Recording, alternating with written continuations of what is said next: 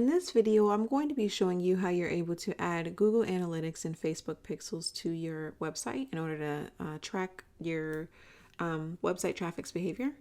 So let's go ahead and do this, and you will have to come over here to the left-hand side. Underneath Site, you want to click on Site Settings, and then you want to come over here to the third-party tab and click that.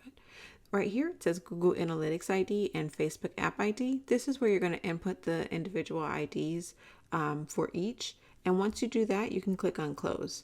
And now what this will do is whenever you go to sign in to your Google Analytics account, or you go to check your Face App ID for your pixels, it will give you all the information that you need that has been tracked on your website.